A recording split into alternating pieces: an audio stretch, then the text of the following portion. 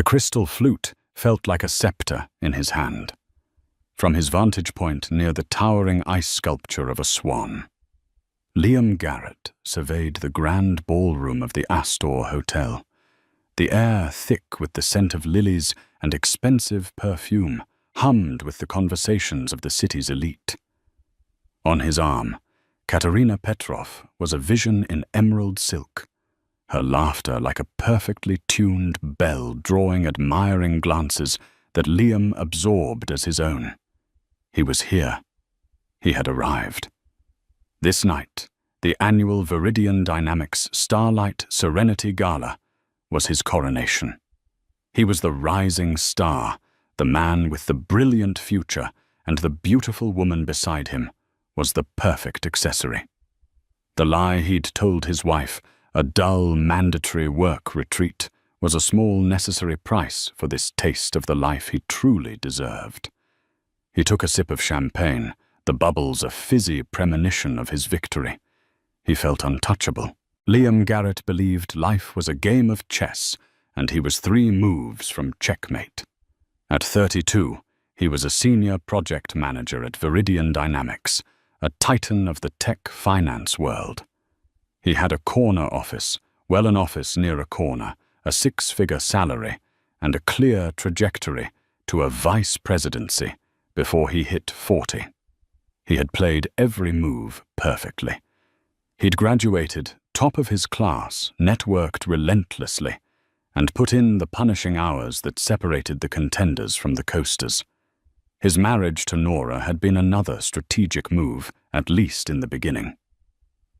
Nora Wallace was beautiful, intelligent, and came from a respectable, if not wealthy, family. She was an architectural designer, with a quiet ambition that he'd found charming. She was the perfect wife for a man on the rise, elegant, supportive, and content to manage their tastefully decorated Upper East Side apartment while he climbed the corporate ladder. But lately, Nora had become a complication, a beautiful 7 months pregnant complication. The pregnancy hadn't been planned. When Nora had told him, her eyes shining with tears of joy, Liam had felt a cold dread settle in his stomach. A baby. The word itself sounded like an anchor. It meant sleepless nights, divided attention, and a crippling financial drain. It meant his sharp, tailored suits would soon be competing for closet space with diaper bags and strollers. It was a distraction he couldn't afford. His ambition was a ravenous beast, and a baby was a cage. He'd masked his disappointment with practiced smiles and feigned excitement, rubbing Nora's swelling belly, while his mind calculated the cost of childcare versus the setback to his career. He loved Nora, or at least he loved the idea of her, the stable, comfortable life she represented. But his passion, his true all-consuming desire, was for success. And success, he was beginning to believe, required a different kind of partner. That partner was Katerina Petrov. Katerina was a recent hire in the marketing department, a sharp, hungry analyst with eyes the color of whiskey and an ambition that mirrored his own. She was 26, unencumbered, and saw the world exactly as he did, a ladder to be climbed with no time for sentimental attachments. Their affair had started 6 months ago, a spark of illicit excitement at a late-night project meeting that quickly erupted into a wildfire. With Katerina, Liam felt seen. She didn't talk about nursery colors or birthing plans. She talked about quarterly reports, market-hostile takeovers, and the weaknesses of their superiors. She looked at him not as a future father, but as a future CEO. She was a reflection of his own desires, sleek and uncomplicated. She was the life he wanted, and Nora was the life he had. The Starlight Serenity Gala was the most important event on the Viridian Dynamics calendar. It was a night where deals were made over canapes and careers were cemented over cocktails. Attendance wasn't just mandatory for someone at his level. It was an opportunity. Last year, a junior manager had impressed the board with a casual comment about emerging markets and was promoted to director a month later. Liam knew this was his stage, but partners were expected, and showing up with his heavily pregnant wife felt like a declaration of domesticity, a signal that his focus was shifting from the boardroom to the nursery. It was a weakness he couldn't afford to show, so he lied. It's a last-minute leadership retreat, he'd told Nora 2 weeks ago, carefully folding his laundry to avoid looking her in the eye. Upstate, some rustic lodge with no cell service, mandatory for all senior managers. Beaumont's new initiative. Nora had been resting on the sofa, a hand resting protectively on her stomach. She looked tired, her natural glow dimmed by the strains of the 3rd trimester. "Oh, Liam, this weekend. But we were going to finish the nursery." "I know, honey. I'm so sorry," he'd said, his voice dripping with synthetic regret. "I tried to get out of it, but it's Desmond Beaumont's pet project. You know how he is. My hands are tied." He'd leaned down and kissed her forehead, inhaling the familiar scent of her lavender shampoo and feeling a pang of something he refused to identify as guilt. "It's only 2 nights. I'll be back Sunday afternoon, and I promise we'll spend the whole day on the baby's room." She had sighed, a soft, weary sound. "Okay. Just be safe. I don't like the idea of you driving up there so late." "I'll be fine," he'd assured her. "I'll miss you. Both of you." The lie had been surprisingly easy. It slid off his tongue like silk. Now, standing in their bedroom, 2 weeks later, the lie was taking physical form. He adjusted the knot of his Tom Ford tie, the dark silk a stark contrast to the crisp white of his bespoke shirt. He checked his reflection in the antique mirror above Nora's dresser. The man looking back was powerful, confident. He looked like he belonged at the Astor. From the living room, he could hear the television murmuring. Nora was likely already asleep on the couch. He grabbed his garment bag, which held his tuxedo, and his briefcase. "I'm heading out, honey," he called, his voice bright and cheerful. There was a rustle from the other room, and Nora appeared in the doorway, wrapped in a soft cashmere robe. She looked pale. "Already be careful on the road, Liam." "Always," he said, walking over to kiss her. Her lips were soft, but her eyes were searching. For a terrifying second he thought she knew. He saw a flicker of doubt, a shadow of suspicion in their depths. But then it was gone, replaced by a tired smile. "Call me when you get there, if you can get a signal," she said. "Of course. The minute I do," he lied again. "Now get some rest. Don't wait up." He left the apartment without looking back. The weight of his deception, a thrilling electric current in his veins. He took a taxi not to some fictional upstate lodge, but to a suite he'd booked at the St. Regis, where Katerina was waiting. When he opened the door, she was standing by the window, the city lights of Manhattan glittering behind her like a carpet of diamonds. She turned, and his breath caught. She was wearing a floor-length gown of emerald green silk that clung to her every curve. A diamond necklace, a gift from him, sparkled at her throat. "You're late," she purred, gliding towards him. "The wife was saying her goodbyes," he said, dropping his bags and pulling her into an embrace. She smelled of Chanel No. 5 and ambition. "Poor you," she whispered, her lips brushing against his ear. "Trapped with the Madonna while your kingdom awaits. Don't worry. Tonight you're with your queen." He kissed her, then a hard, possessive kiss that was less about affection and more about sealing his choice. This was real. The power, the glamour, the woman in his arms. This was the life he was choosing, the one he was fighting for. As they prepared for the gala, sharing a bottle of champagne and laughing about office politics, the image of Nora, pale and tired in the doorway of their apartment, faded from his mind like a distant, irrelevant dream. The Astor Hotel's grand ballroom was designed to intimidate. 30-foot ceilings were adorned with frescoes of mythical Greek scenes, and from their center hung 3 colossal crystal chandeliers that refracted the light into 1,000,000 dazzling shards. The air was a symphony of clinking glasses, discreet laughter, and the gentle melody of a string quartet tucked away in a gilded alcove. The most powerful people in New York City drifted through the room like sharks in a well-tailored aquarium, their movements smooth and deliberate. Liam Garrett, with Katerina on his arm, navigated the crowd with a confidence he didn't entirely feel, but projected with masterful skill. He was one of them tonight. He belonged. "There's Robert Peterson from the acquisition team," he murmured to Katerina, nodding towards a portly man holding court by the champagne fountain. "He controls the budget for the Phoenix Initiative. I need a word with him later." "And that's Beatrice Croft, head of European operations." Katerina counted her eyes, scanning the room with the precision of a sniper. "They say she's on the short list for the board. Her husband left her for his assistant last year.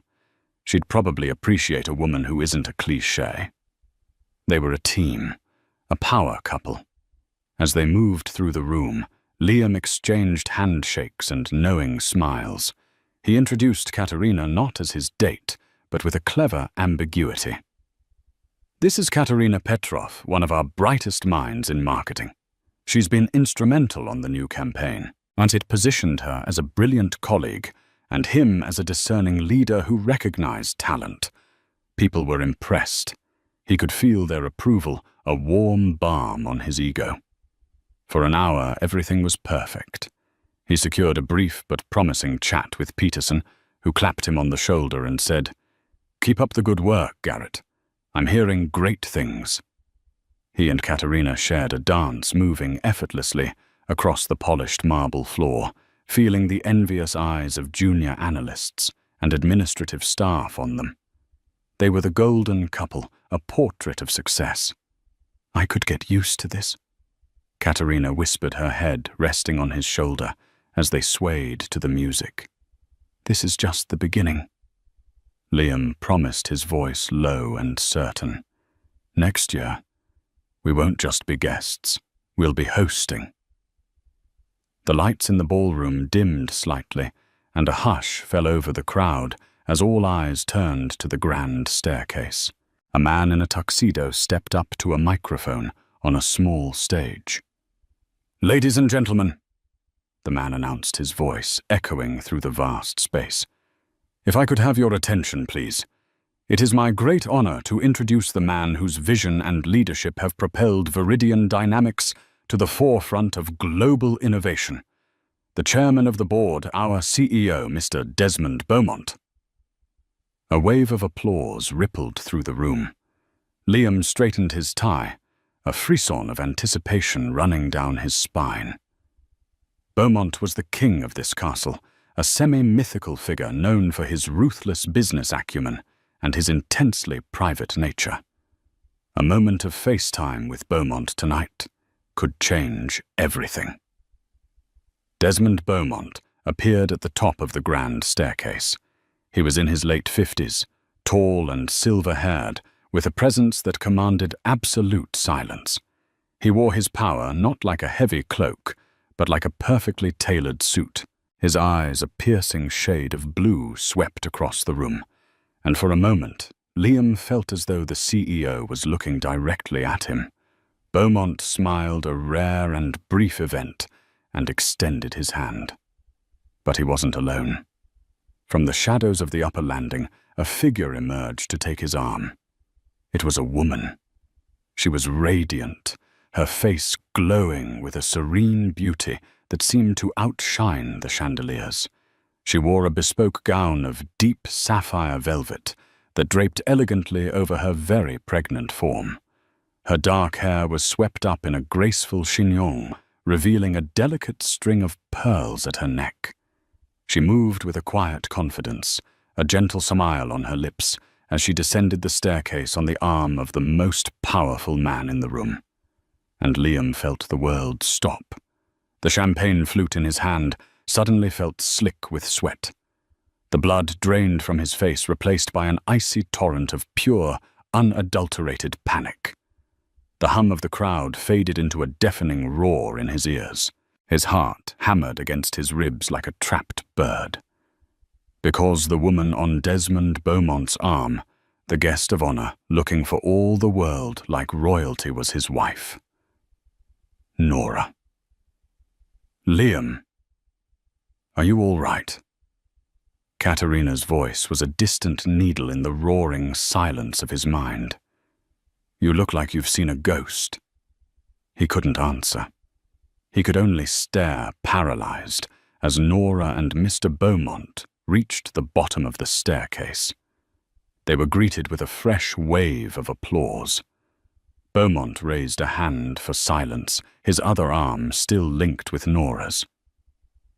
Thank you all for coming, Beaumont began, his voice calm and authoritative. I'm delighted you could all be here tonight, and I am especially honored to be accompanied by a very dear friend and one of the most brilliant architectural minds in the city, Miss Nora Wallace. Miss Nora Wallace, not Mrs. Liam Garrett. The choice of words was a deliberate surgical strike. Nora's eyes scanned the crowd. She wasn't looking around aimlessly. She was searching. And then her gaze found him. Across the sea of faces, through the shimmering light and champagne-fueled chatter, her eyes locked with his. There was no shock in her expression, no surprise, no tearful confusion. There was only a calm, cool, and utterly devastating certainty. A quiet strength that terrified him more than any scream ever could. In that single silent moment, Liam understood. This was not a coincidence. This was an execution, and he was the one on the chopping block. He felt Katerina stiffen beside him. Liam, she hissed, her voice tight with confusion and dawning horror. That's your wife. What is your pregnant wife doing here with the CEO? Liam Garrett. The man who was 3 moves from checkmate finally looked down at the board and realized he had been playing the wrong game all along. He had never been the player. He had only ever been the pawn. The world, which had stopped for a brief, heart-stopping eternity, came crashing back into motion with brutal force. Liam's first instinct was primal flight. He wanted to turn, to melt into the damask wallpaper, to become invisible. He gave Katerina's arm a sharp tug. We have to go, he rasped, his throat dry as dust. Now. Katerina pulled her arm away, her face a mask of disbelief and fury. Go, Liam, what is going on? You told me she was upstate. You told me she was sick. Her voice was a low, venomous whisper. The adoration from moments before had curdled into contempt. I can explain later. We just need to leave, he insisted, his eyes darting around the room. It was too late. People were already starting to notice. He saw Peterson from Acquisitions raise an eyebrow. He saw Beatrice Croft lean in to whisper something to her colleague. The whispers were spreading a poison seeping through the elegant crowd. He and Katerina, the golden couple, were suddenly the subject of intense, predatory scrutiny. They were a scandal in the making. Before he could drag Katerina towards the exit, the crowd parted. Desmond Beaumont was approaching with Nora still gracefully on his arm. They moved with an unhurried, regal pace that felt like the slow walk of a headsman.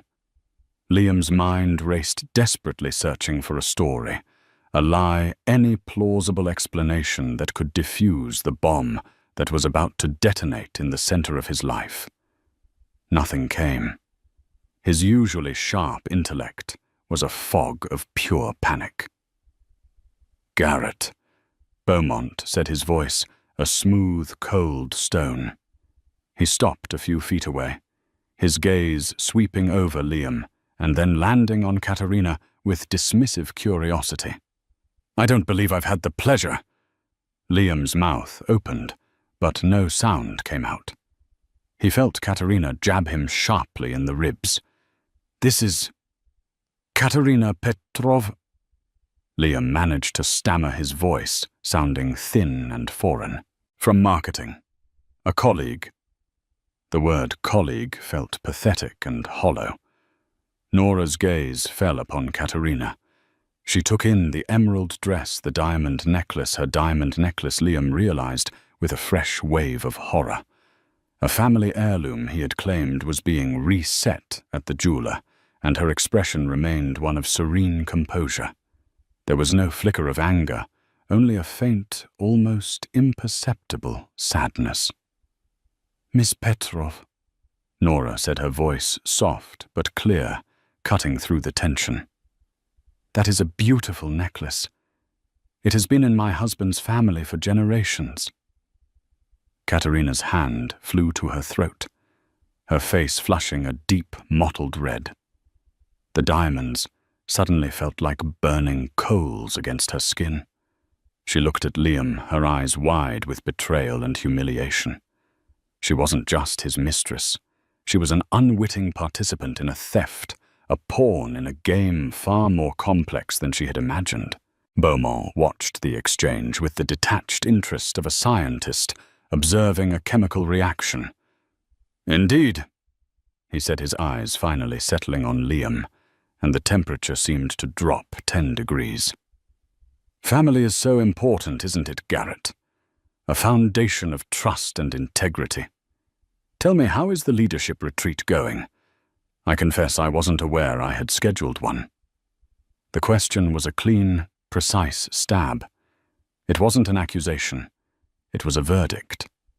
The lie was exposed, laid bare for everyone to see. There was no escape. Liam felt the eyes of everyone in their vicinity on him. The string quartet had stopped playing. The only sound was the frantic pounding of his own heart. "Sir, there's been a misunderstanding," he began, but the words died on his lips. "No, Liam," Nora said, speaking directly to him for the first time. Her voice was still quiet, but it carried the weight of absolute finality. "There has been no misunderstanding. There has only been a clarification." She looked him straight in the eye, and for the first time he saw past the gentle wife he had taken for granted. He saw a woman of immense, formidable strength, a woman who had taken her deepest pain and forged it into a weapon of righteous judgment. He had underestimated her. He had underestimated her profoundly. Beaumont gave a slight, almost imperceptible nod to his security detail, who began to subtly shepherd the nearest guests away, creating a small, isolated island of humiliation. "Nora, my dear, perhaps you'd like to get some fresh air," Beaumont suggested gently, his tone shifting from icy executive to concerned friend. "The air in here has become rather unpleasant." He guided Nora away, leaving Liam standing alone with Katerina. The protective bubble burst, and the full force of Katerina's fury erupted. "You absolute fool!" she hissed, her voice shaking with rage. She ripped the necklace from her throat, the clasp breaking, and shoved it into his chest. "You used me, You brought me here to be humiliated in front of the entire company. My career is over. You've ruined me. Kate, listen to me." He started reaching for her. "Don't you dare touch me," she spat, backing away as if he were diseased. "You are a dead man, Liam Garrett, and you are on your own." She turned and fled, pushing her way through the gawking crowd, her emerald dress a streak of color in his collapsing world. Liam was left standing alone in the center of the ballroom floor. The whispers were no longer whispers. They were a dull, condemning roar. He saw his boss, the head of his department, pointedly turn his back. He saw the faces of his colleagues, a mixture of pity, disgust, and schadenfreude. He had walked into the Starlight Serenity Gala, feeling like a king. He now knew with sickening certainty that he had just walked into his own public execution. He was no longer a rising star. He was a cautionary tale, a disgrace. And the worst part, the part that twisted in his gut like a shard of glass, was that he had no one to blame but himself. The story of Nora's arrival at the gala didn't begin that night. It began 5 weeks earlier with the scent of perfume. It was a Tuesday. Liam had come home late, claiming a project had blown up, and he'd been forced to stay and put out the fire. It was a common occurrence, one Nora had long accepted as part of being married to an ambitious man. He'd slipped into bed murmuring a tired apology and fallen asleep instantly. But Nora had stayed awake, her mind racing. As he'd leaned over to kiss her goodnight, she had caught a faint, unfamiliar fragrance on his shirt collar. It was a floral, musky scent, expensive and distinct. It was not her perfume. It was not the perfume of any of his female colleagues she knew. It was the first loose thread. Nora had tried to dismiss it. She was pregnant. Her hormones were a mess, and her sense of smell was notoriously heightened. She was being paranoid. But the thread once noticed could not be unseen. She started to pay attention. The late nights became more frequent. The business trips on weekends, which had once been rare, were now a monthly occurrence. Liam grew more distant, his phone guarded with a ferocity that was new and alarming. He would take calls in the other room, his voice a low conspiratorial murmur. When she'd once found his credit card statement left on the counter, she noticed a charge for a lavish dinner at La Perle, a romantic restaurant they had never been to together. When she asked him about it, he'd waved it away as a client dinner, his eyes not quite meeting hers. The lies were clumsy, but her trust in him had been so absolute that she hadn't seen them for what they were. Now her vision was painfully clear. Each lie was a small cut, and she was bleeding out emotionally in the beautiful apartment they had built together. The confirmation came from a single careless mistake. Liam had a habit of syncing his personal calendar with the family's shared digital calendar on the kitchen tablet. He usually remembered to set his more sensitive appointments to private. One Thursday afternoon, he forgot. An entry popped up on the tablet screen. K. St. Regis, 8 p.m. It was for the following night. It was an evening he had told her he would be working late at the office. Nora felt the floor drop out from under her. K. Katerina Petrov, the sharp, pretty new girl from marketing he had mentioned once or twice. Nora's heart fractured.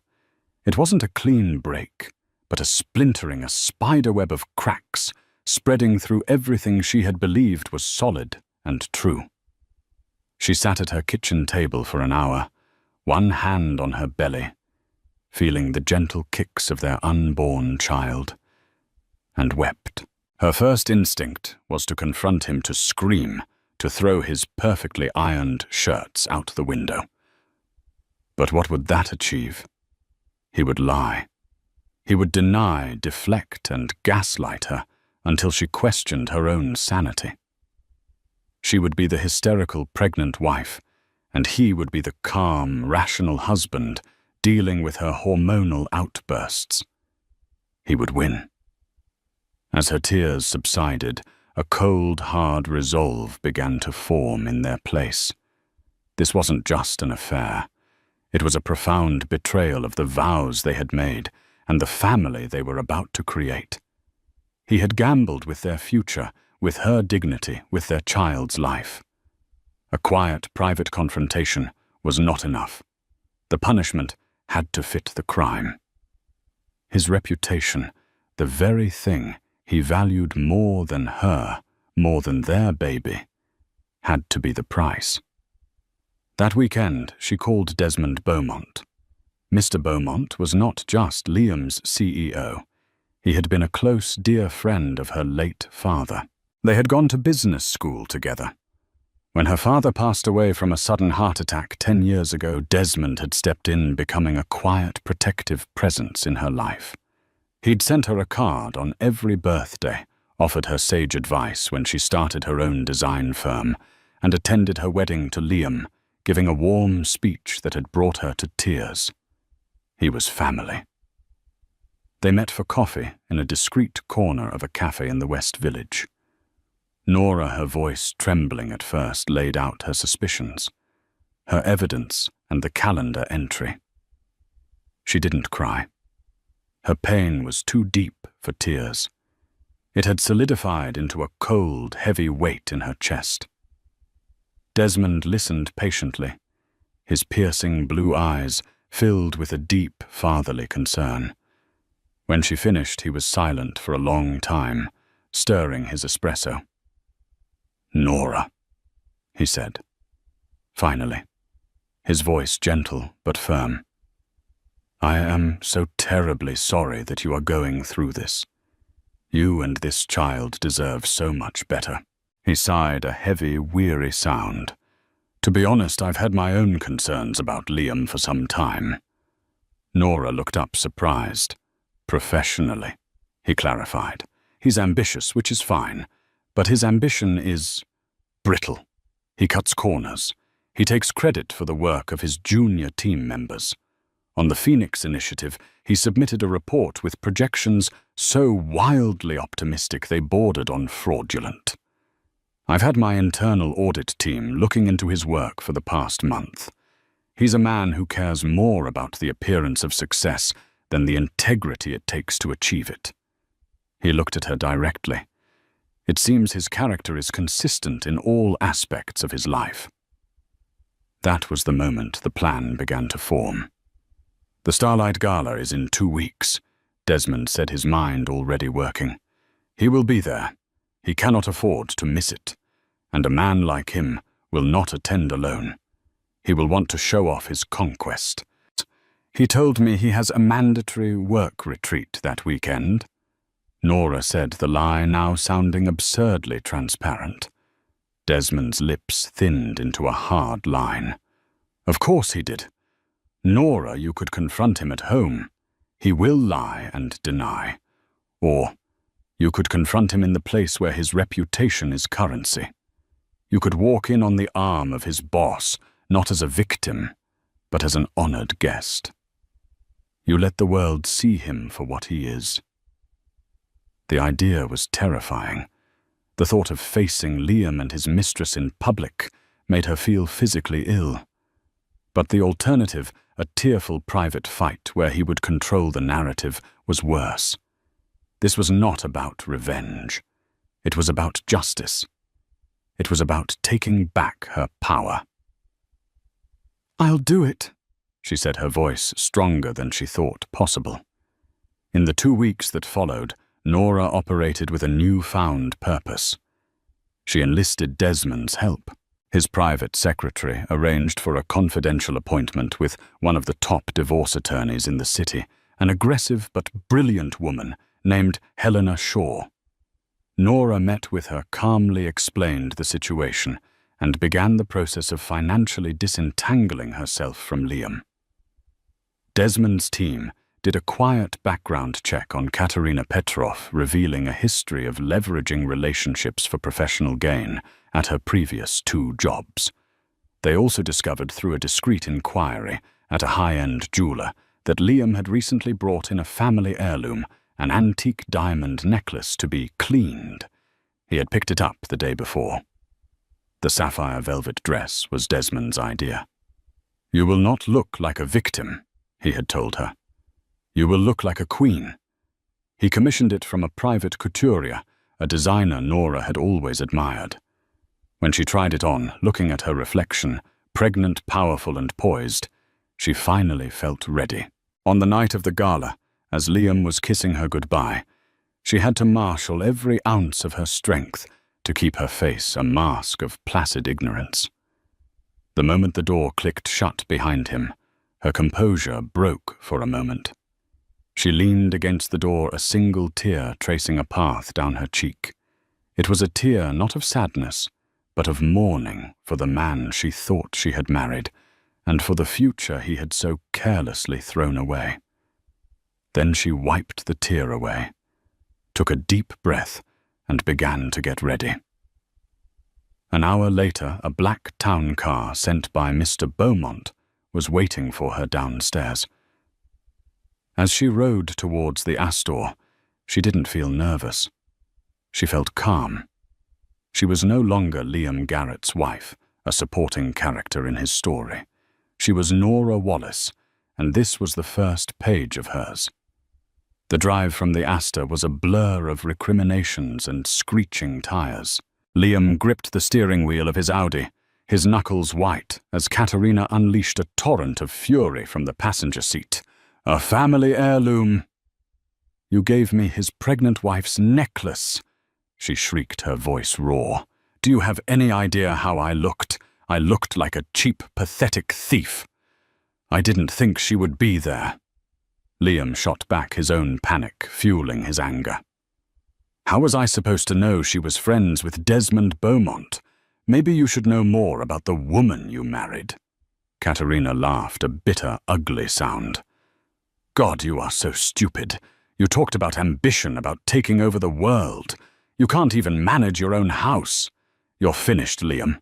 Utterly finished, and you will not drag me down with you." When he pulled up in front of her apartment building, she didn't wait for him to stop the engine. She threw open the door and got out, turning back to glare at him through the open window. "Delete my number, Liam," she said, her voice dripping with ice. "If anyone from work asks, I will tell them you pursued me, that you lied to me about your marital status, and that I ended it the moment I found out the truth. You are on your own." She slammed the door and stalked into her building without a backward glance. Liam sat in the car for a long time, the engine humming, the silence in the car, a screaming accusation. He was alone, truly and completely alone. The drive back to the Upper East Side apartment he shared with Nora was the longest of his life. Each street light, each passing car, felt like a judgment. He rehearsed apologies, excuses, justifications in his head. But they all sounded feeble and pathetic. What could he possibly say? He let himself into the apartment, his key scraping in the lock. The silence was absolute. The lights were off, save for a single lamp in the bedroom. All of Nora's things.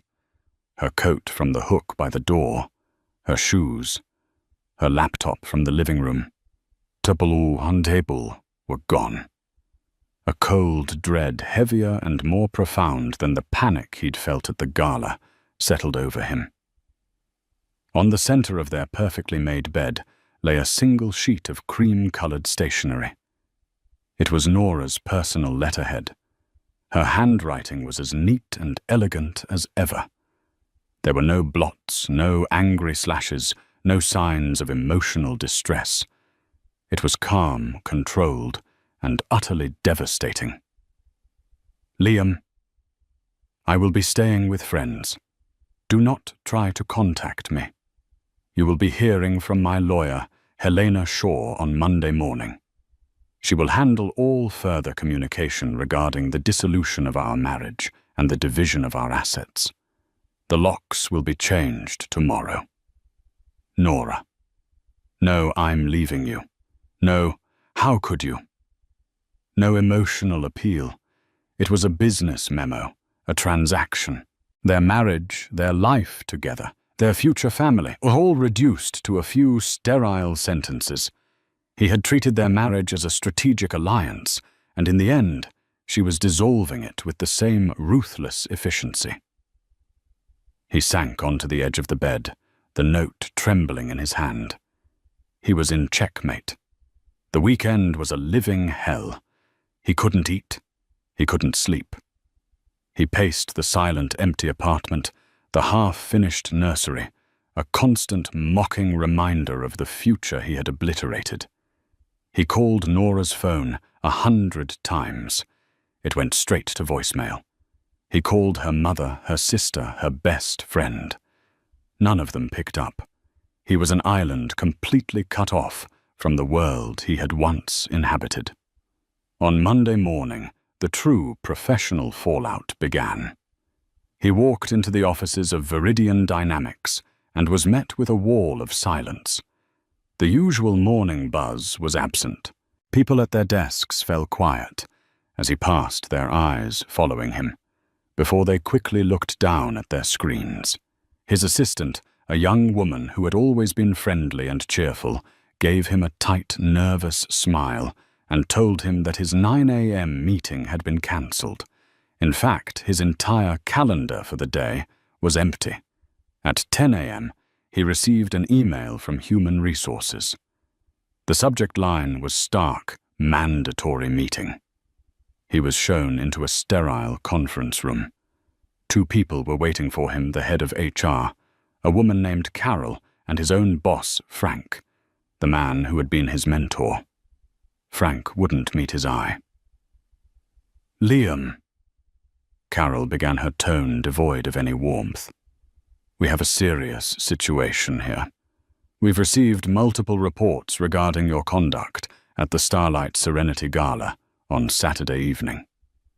It was a personal matter, Liam said, his voice hoarse.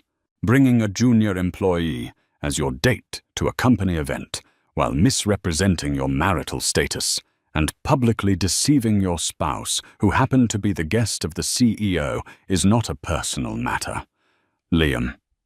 Frank cut in, his voice heavy with disappointment. "It's a catastrophic lapse in judgment. It speaks to your character. Frank, I can fix this." "It's too late for that," Carol said, sliding a folder across the table.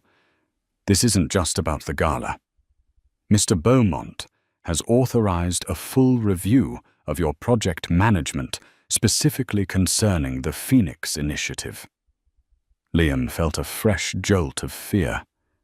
The Phoenix Initiative.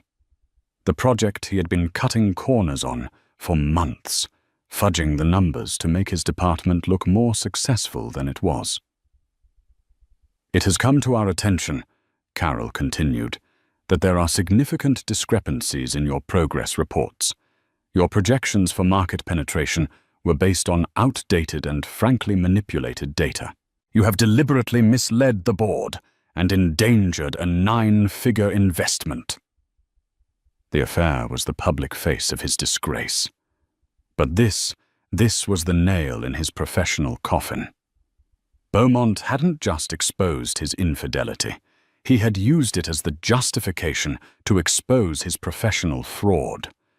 The morality clause in his contract was a catch-all. His personal failings were now inextricably linked with his professional ones. "We are placing you on immediate indefinite suspension, pending the results of a full internal audit." Carol said, her voice final. "Please hand over your company ID laptop and phone. Security will escort you from the building." Liam stared at them dumbfounded. Suspension. Security. Escorted from the building. These were things that happened to other people to failures, not to him. He was a ghost walking out of the Viridian Dynamics building, a cardboard box of his personal effects in his hands. The city he had sought to conquer felt vast and hostile. He looked up at the gleaming glass tower of his former office and understood that he hadn't just lost a job. He had been erased. The weeks following his suspension were a slow, agonizing descent into a personal hell of his own making. The word suspension was a corporate euphemism. Liam knew he would never set foot in Viridian Dynamics again. The internal audit was a formality, a tool to build an ironclad case for his termination and to ensure he couldn't sue for wrongful dismissal. His first call on Monday had not been to a headhunter, but to a lawyer, a man whose smarmy television ad promised to fight for the little guy. The lawyer listened to Liam's story and practically laughed him out of the office. "Let me get this straight," the lawyer had said, leaning back in his creaky chair. "You cheated on your pregnant wife, who is a personal friend of your CEO. You took your mistress, a subordinate, to the company's biggest event. You gave the mistress a family heirloom belonging to your wife. And your bosses have found evidence of you cooking the books on a major project, Mr. Garrett. You don't have a case. You have a public relations disaster.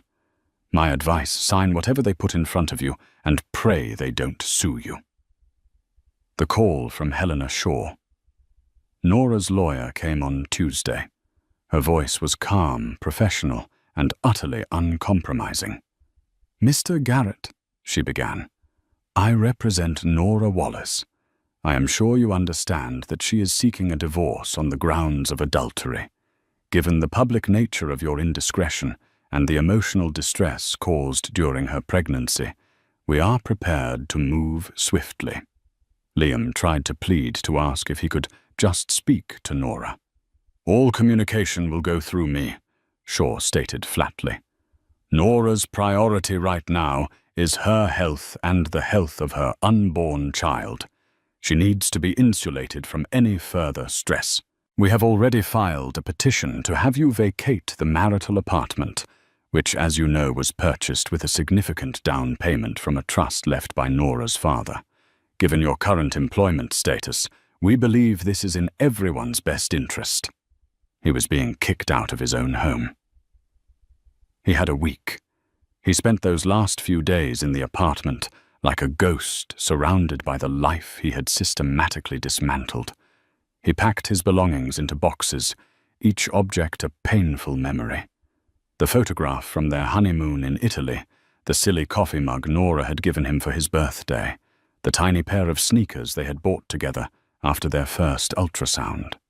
He tried to salvage his career, making discreet calls to contacts at other firms. The response was universally chilly.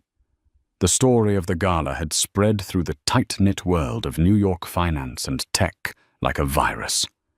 No one wanted to touch him. He was toxic, a liability. The man with the golden future was now radioactive. Katerina, as promised, had thrown him to the wolves. Liam heard through the grapevine that she had given a tearful, convincing performance to HR, painting herself as the innocent victim of a manipulative superior. She claimed he'd told her he was already separated and that the Gala was meant to be their first public outing as a couple. She had kept her job. In a cruel twist of irony, her reputation as a woman who had been wronged by a powerful man gave her a strange sort of cachet. She had played her hand perfectly. The day he moved out of the apartment was grey and rainy, a fitting, pathetic fallacy for the state of his life. He hauled his boxes into a rented van and drove to a soulless, month-to-month furnished apartment in a neighborhood he used to fly over in a helicopter during corporate tours. The apartment smelled of stale cigarette smoke and regret. His termination from Viridian was finalized a week later. The email was brief and brutal. He was fired for gross professional misconduct and multiple violations of the company's code of ethical conduct. His stock options were void. His severance was non-existent. His downfall was complete. He had lost his wife, his child, his home, his career, and his reputation all in the space of a few weeks. He would sit in his drab new apartment for hours, staring at the peeling paint on the walls, replaying the night of the Gala in his mind. He saw the chandeliers, heard the music, felt the thrill of anticipated victory. And then he saw Nora's face. Not the angry, screaming face he might have expected, but the calm, disappointed, resolute face that had sealed his doom. He had thought he was playing a game of chess, but he had misjudged his opponent. He had seen Nora as a queen, to be protected a piece that solidified his position.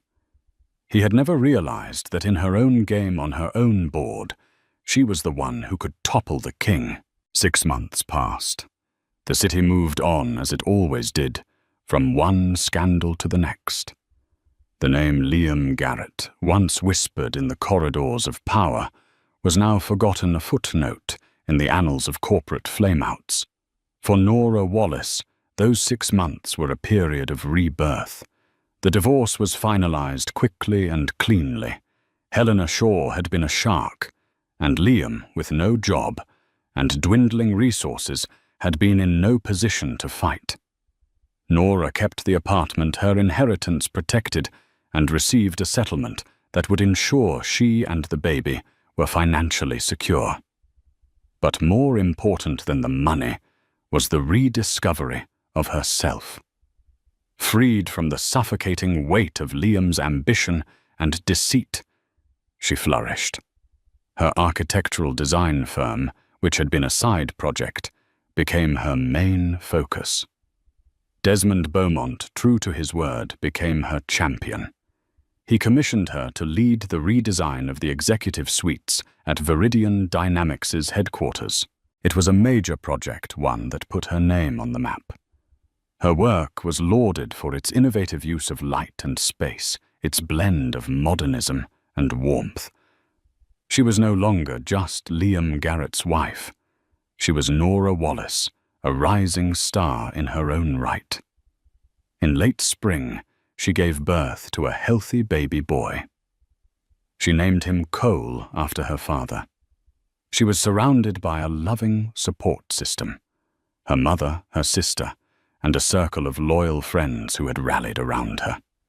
Her apartment, once a place of quiet heartbreak, was now filled with laughter, the smell of baby powder, and the promise of a new, joyful future. She rarely thought of Liam anymore. When she did, it was with a distant clinical pity for a man who had been given everything and had chosen to throw it all away for nothing. For Liam, those same 6 months were an endless night. After his savings ran out, he was forced to sell his Audi and move into an even smaller, cheaper apartment in Queens. The tailored suits and designer watches were sold off one by one to pay for rent and groceries.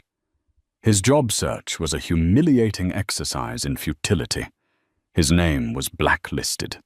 Eventually, he took a job that didn't require a background check or references a data entry position at a small logistics company.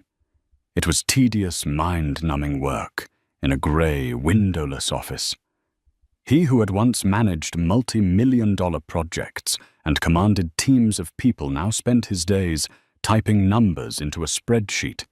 His boss, a man 10 years his junior, who constantly reminded him about his quotas.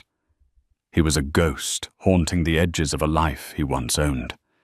He avoided the parts of the city where he might run into former colleagues. He ate alone, he slept alone.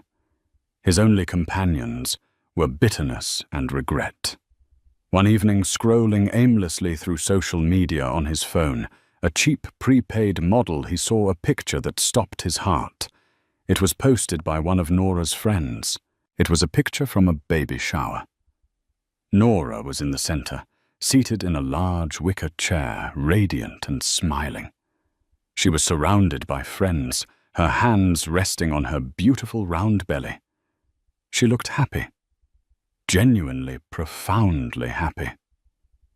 In that moment, the full, crushing weight of his loss finally broke through his narcissism and self-pity. It wasn't the job, the money, or the status he mourned. It was her. It was the easy laughter they used to share. It was the way she would look at him with a love and trust he had treated like a disposable commodity. It was the son he would never know, the family he had destroyed. He had traded a kingdom for a handful of dust. He sat there in the darkness of his grim little apartment, the glow of the phone illuminating the tears streaming down his face. He finally understood. The grand gala, the emerald dress, the lies, and the ambition, they were all just distractions. The real story, the only one that ever mattered, was the one he had failed to read. The one about a good woman's love and the priceless future he held in his hands. And he had let it all slip away. This story is a stark reminder that the choices we make, especially those shrouded in darkness, always find their way to the light. Liam Garrett had everything a person could want, but his ambition was a hunger that couldn't be satisfied by love, loyalty, or the miracle of a new life. He chased a hollow, glittering prize blind to the true treasure he already possessed. In the end, he didn't just lose his career, he lost his humanity. Nora, on the other hand, shows us the incredible power that resides in quiet strength and integrity. Faced with the ultimate betrayal, she didn't crumble. She rose. She transformed her deepest pain into a catalyst for her own empowerment, proving that the brightest futures are often built on the ashes of a past we were brave enough to burn down. What did you think of Nora's incredible moment of triumph? Could you ever forgive a betrayal like Liam's? Let us know your thoughts in the comments below. If this story resonated with you, please give this video a thumbs up. Share it with someone who needs to hear it. And don't forget to subscribe to our channel for more real-life drama and powerful stories. Your support helps us continue to bring these narratives to you. Thank you for listening.